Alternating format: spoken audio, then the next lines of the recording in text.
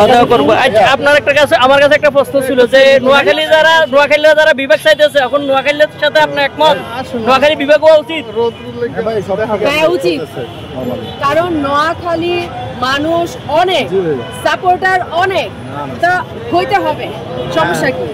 তাই না? আমাদের যে বিভাগগুলো আছে ওই বিভাগগুলো থেকে মনে হয় নোয়াখালীর মানুষই বেশি। সমস্যা কি? করে দেওয়া উচিত না? তাহলে তো সুবিধাই হয় বাংলাদেশের জন্য। নোয়াখালী একটা ব্যান্ড হিসাবে এই পরিচিতি আছে, কিংবা ওই হিসাবে বিশাল কিংবা ওই হিসাবে তো আমাদের যারা বা নোয়াখালীর বা বিভাগের দাবিতে যারা নামছে, কিন্তু আমার মনে হয় যে নোয়াখালীদেরকে বিভাগ দেওয়া আগে জরুরি, কারণ নোয়াখালী ব্র্যান্ডিং হিসেবে মনে হয় একদম এক নাম্বারে চলে আসে। জি, তো নোয়াখালী বিভাগ তো হওয়াই উচিত। যেমন ইনশাআল্লাহ আমাদের কি বিভাগ আছে? এই চট্টগ্রাম, রাজশাহী, সিলেট, খুলনা, ঢাকা।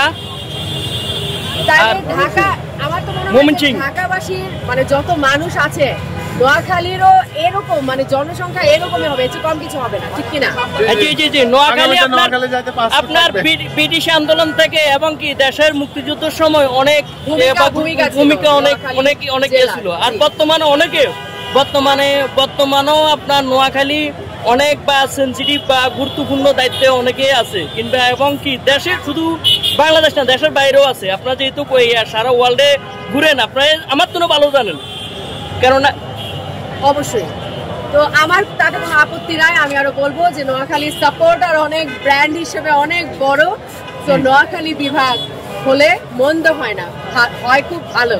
কেননা নোয়াখালী যে আপনার হাতিয়া, নিজমদ্বীপ, বয়েশ্বর, নঙ্গিলেশ্বর, ওগুলা তো দ্বিতীয় বাংলাদেশের অর্ধেক জলভূমি আছে, কিংবা যে সরকার আসে কিংবা এটা কোনো তদারকি করে না। কিংবা ওই বিষয়ে আপনি নিজমদ্বীপ গেছিলেন? হাতিয়া নিজমদ্বীপ কখনো না? শুনেছি, যাওয়ার খুব ইচ্ছা আছে। বাসনচর গেছিলেন? হ্যাঁ, বাসনচর শুনো আপনার নিজমদ্বীপ আরো অসাধারণ।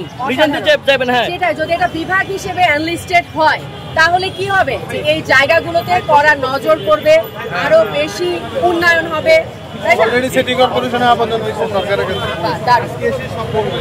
আর মূলত অবশ্যই আপনাকে আমি নোয়াখালী হিসাবে আপনার প্রতি একটা দাওয়াত রইল, আপনি হাতিয়া নিজমদ্বীপ যাবেন। অবশ্যই আমার ভাগ্য হলে আমি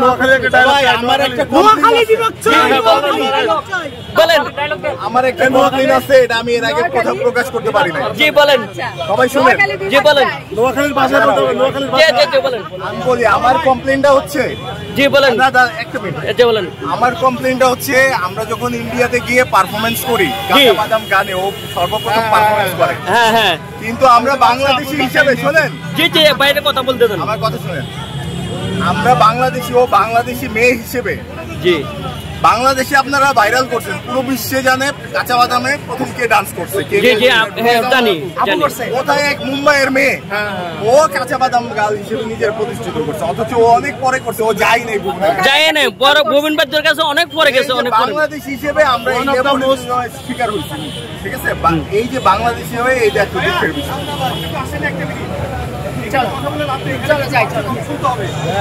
জি এখানে তো ভাবি আপনার জন্য দোয়া ভালোবাসা রইলো। হাতিয়া নিজমদ্বীপ অবশ্যই যাবেন, দেখার মতন জায়গা। জি, আমি হাতিয়ার মানুষ। হাতিয়ার তো আমার বাড়ি, আমার বাড়ি। কিংবা নিজমদ্বীপ যাবেন, নিজমদ্বীপ একটা দেখার মতন। আপনার বাসন্ত শরৎ কোনো অসাধারণ প্রাকৃতিক দৃশ্যটা। মাইজদ্বীপ তো না, আপনার হাতিয়া নিজম, আপনি গেছেন হাতিয়া নিজমদ্বীপ? তো উনি গেছে। তো দাওয়াত রইলো, হাতিয়া নিজমদ্বীপ যাবেন। আপনার মাইজদ্বীপ 10 গুণ হবে, 10 গুণ। আপনার মাইজদ্বীপ 10টা ঠান্ডা হবে। ভাই জিতছেন, ভাই জিতছেন।